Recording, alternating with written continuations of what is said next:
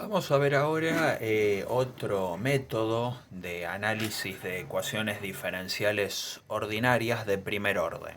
¿Mm? Estuvimos hablando recientemente sobre las formas diferenciales cuando son exactas, ¿sí? Cuando son exactas las formas diferenciales, quería decir que existía una función potencial cuyas derivadas parciales primeras eran P y Q. Uno obtenía esa función potencial y en términos de esa misma función potencial obtenía la solución de la ecuación diferencial que nos era propuesta. Ahora, ¿qué ocurre cuando la forma diferencial no es exacta? Es decir, cuando la derivada de p con respecto a i no es igual a la derivada de q con respecto a x. Bueno, cuando pasa esto, la forma diferencial no es exacta, lloramos un poco, pero eso quiere decir que el problema no tiene solución. Bueno, algunas veces tiene solución, ¿sí? Y eso se resuelve añadiendo un término extra que se lo suele denominar factor integrante. Bien, nosotros vamos a considerar una función real, de los reales en los reales, mejor dicho,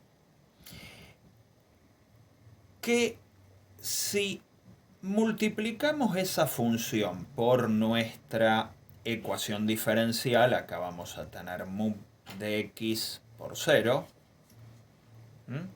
Claramente de este lado nos va a quedar un 0. Y del otro lado nos va a quedar mu de x por p de xy, diferencial x, más mu de x por q de xy, diferencial y.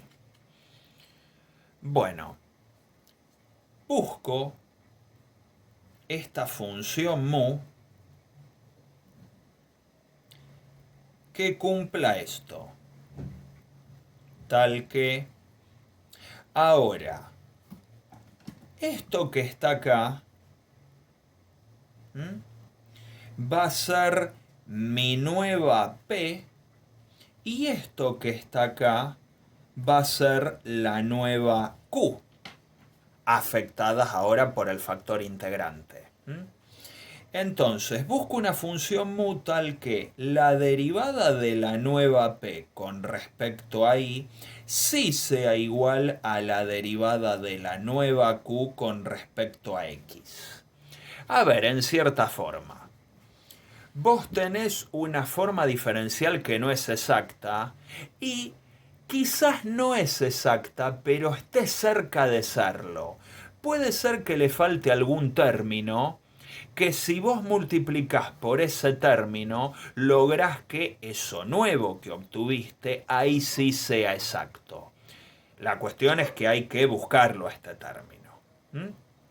Bueno, ¿qué condiciones tendría que cumplir este término para que pase esto? Bueno, ¿cuál es la derivada de la nueva p con respecto a i?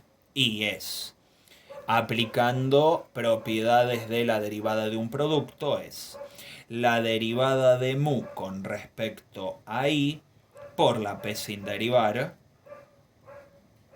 más la mu sin derivar por la derivada de p con respecto a i. Y del otro lado tenemos la derivada de mu con respecto a x por q sin derivar, más mu sin derivar por la derivada de q con respecto a x. Esto que está acá es esto. Y por otro lado, lo que está acá es esto. Todo esto. Ambos lados de la igualdad. Bueno, bien. Acá hay unos detalles que vale la pena tener en cuenta. Fíjense que yo siempre escribo que mu es una función de una variable, de los reales en los reales. Quiere decir que mu es en realidad una función mu de x. ¿Mm? Por lo tanto, mu no depende de i. Como mu no depende de i, esto, ¿sí?, desaparece. Pues mu es una función de x, no de i. Convengamos que el caso general de factor integrante tendría que amparar que mu sea una función de dos variables. El problema es que todo esto se torna mucho más cuentoso y complicado, aunque en realidad uno estaría abarcando más casos y se podría resolver así. ¿Mm? Pero se complican mucho las cuentas. Quiere decir que en este caso particular, que es el que vamos a analizar, nos queda que mu verifica esto. Mu por la derivada de p con respecto a i es igual a la derivada de mu con respecto a x, que la escribo así. Si mu es una función solo de x, por q de xi más mu de x por derivada de q con respecto a x. Entonces tenemos que mu verifica esto. Si lo ven con cierto cariño, mu es solución de la ecuación diferencial ordinaria lineal, atenti con esto, siguiente. Mu prima de x por q de xi más mu de x por, y acá tengo la derivada de q con respecto a x menos la derivada de p con respecto a i, que pasas restando para este lado. Con lo cual nos queda 0. Fíjense que es una ecuación lineal homogénea.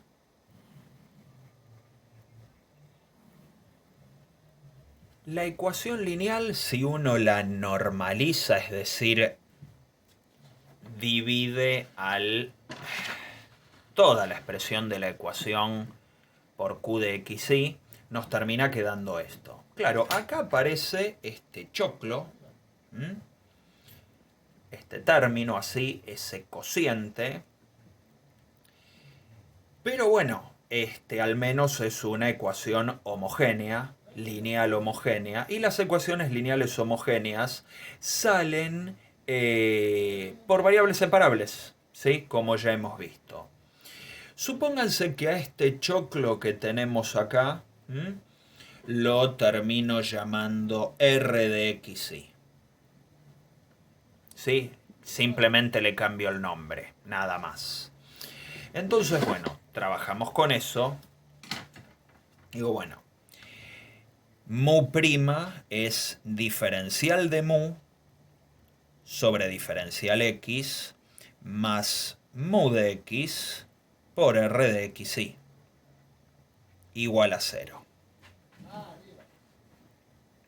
Entonces, el diferencial de mu sobre el diferencial x es menos mu por r de xi. Ya voy pensando en la separación de variables, por eso lo voy escribiendo así.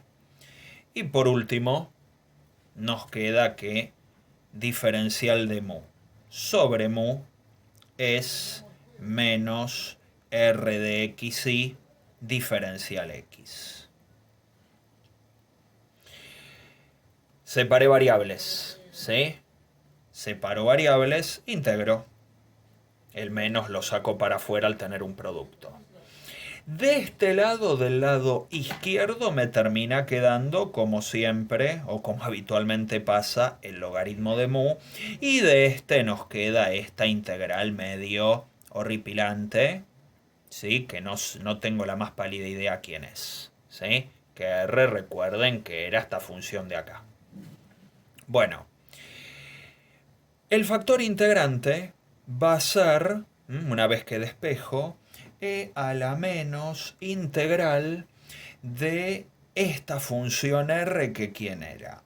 La derivada de q con respecto a x menos la derivada de p con respecto a y sobre q de xy. Diferencial x. Todo muy lindo esto, ¿sí? O sea, lo terminé cerrando como una ecuación lineal, ¿sí? Como una ecuación diferencial lineal. El factor integrante tendría que cumplir esto, pero hay algo que no estoy diciendo. Mu desde el vamos vengo diciendo que es una función de x.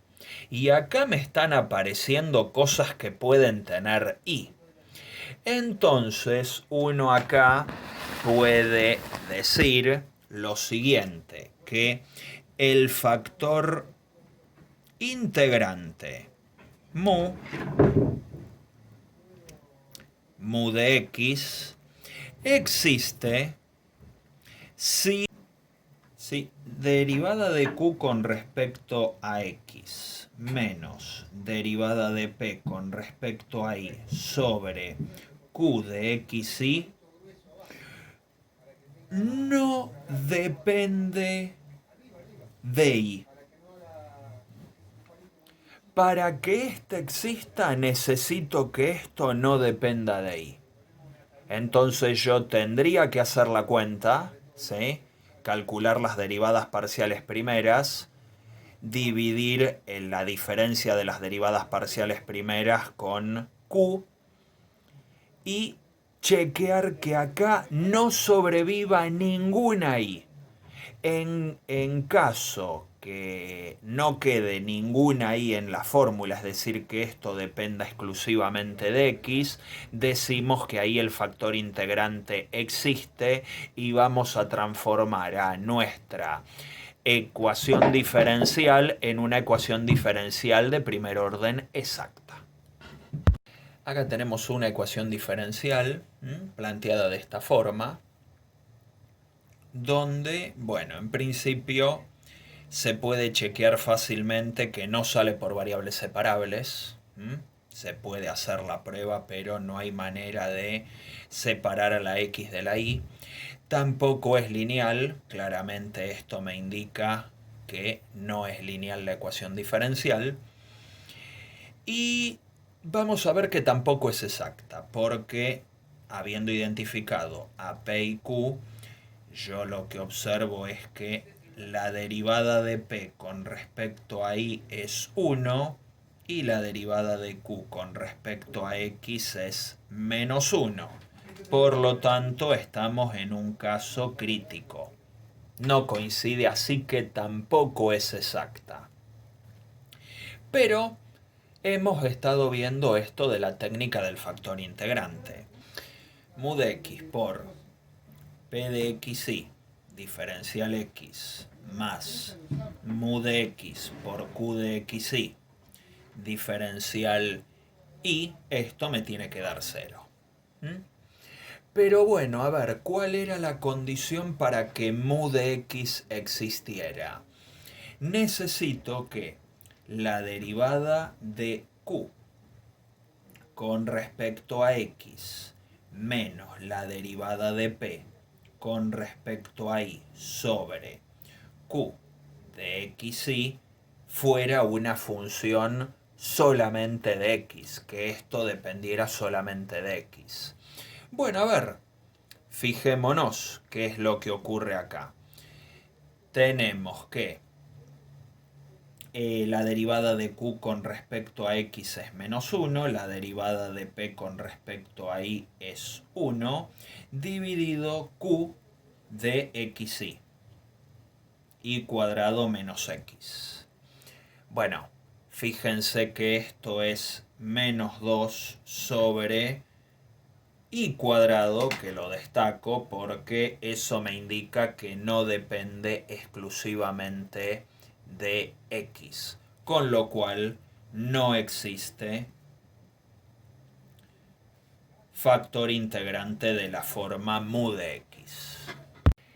Recién vimos que no existía un factor integrante que dependiera solo de x y nos deprimimos un poco, ¿sí? De la misma manera que establecimos las condiciones para que exista un factor integrante exclusivamente dependiente de x, se puede definir las condiciones para que exista un factor integrante exclusivamente dependiente de y.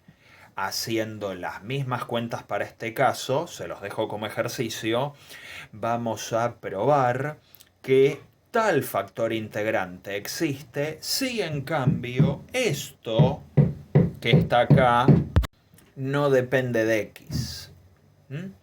Entonces vamos a ver ahora qué es lo que ocurre, ¿sí? Me planteo eso.